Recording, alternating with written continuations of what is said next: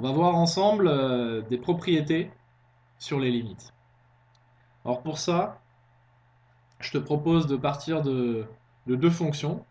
La première, ça va être f de x, et la deuxième, ça va être g de x. Donc deux fonctions différentes. Alors pour la première fonction, on va dire que la limite quand x tend vers c, donc c ça peut être n'importe quelle valeur, d'accord, est égale à L. Donc on a vu ça dans d'autres vidéos. Quand on a une fonction, on peut regarder la limite quand x tend vers un point, d'accord, vers une valeur, et si la limite est définie, la limite vaut L, ici, voilà. Maintenant, sur une autre fonction g, on va dire que la limite quand x tend vers c, de g de x, est égale à autre chose, puisque c'est une autre fonction, et donc je vais l'appeler m. Voilà. J'ai le droit de choisir les lettres que je veux, et c'est ce que je viens de faire. Maintenant, les propriétés que je te propose de regarder, c'est des propriétés sur des combinaisons de ces fonctions. Par exemple, que vaut la limite quand x tend vers c de f de x plus g de x?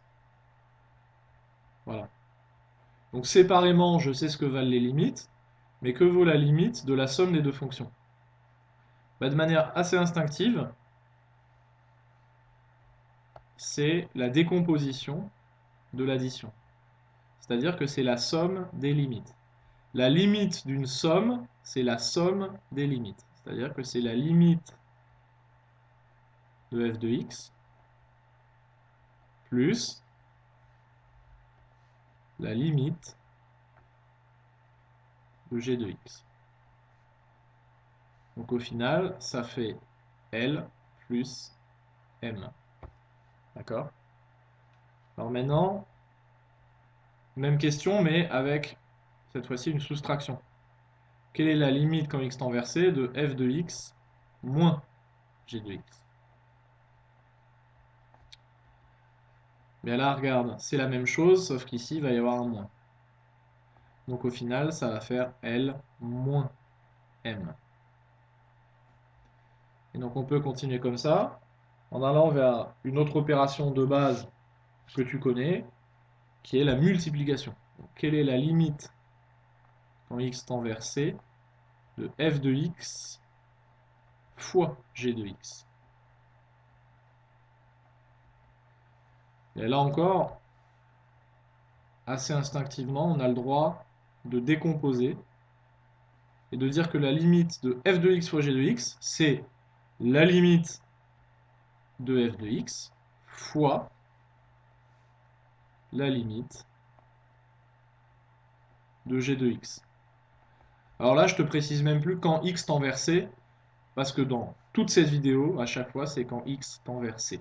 D'accord? Donc là, du coup, c'est égal à L fois M. Alors, un tout petit peu pareil. Quelle est la limite quand x tend vers c? Cette fois-ci, de k fois f de x. Alors en fait, c'est encore plus simple même. Donc là, c'est tout simplement k va sortir comme ça de la limite, va se retrouver devant pour valoir k fois la limite quand x tend vers c de f de x. C'est-à-dire k fois L.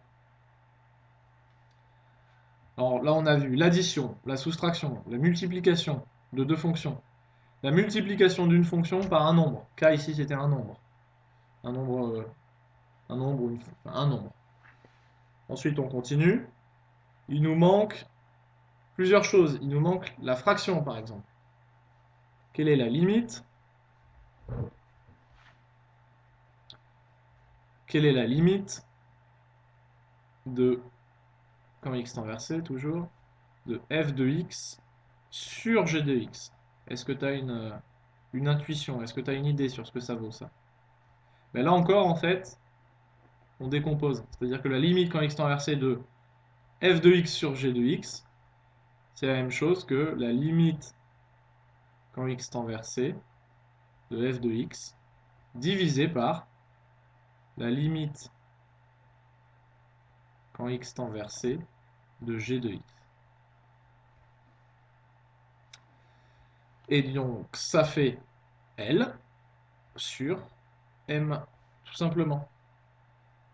Et ensuite, une dernière un tout petit peu plus compliquée. Donc là, on a vu addition, soustraction, multiplication, division, et maintenant on va voir puissance. Donc quelle est la limite quand x tend vers c de la fonction f de x puissance r sur s. Donc puissance d'une fraction. Alors là, faut pas t'inquiéter. Une puissance d'une fraction, oui, ça existe. Par exemple, très connu, la fraction 1 demi. La fraction 1 demi, c'est la même chose que la racine carrée. Donc 4 puissance 1 demi, c'est égal à racine de 4 et c'est égal à 2. Donc là, c'est un petit aparté, ça. Donc, vous voyez, c'est la puissance ici, c'est bien une fraction. Eh bien, R et S représentent des nombres. Voilà. Donc c'est une puissance sous forme de fraction. Eh bien, là encore, ça va être la même chose. Donc là, ce qu'on veut, c'est quelle est la limite de f de x puissance r sur s. Eh bien, c'est la même chose que la limite, quand x tend vers c, de f de x, le tout puissance r sur s. Est-ce que vous voyez la différence? Est-ce que tu vois bien la différence ici? Là, on veut connaître la limite quand x tend vers c de f de x puissance r sur s, et c'est en fait égal à la limite de f de x puissance r sur s. Donc on n'a pas écrit la même chose, mais c'est bien égal.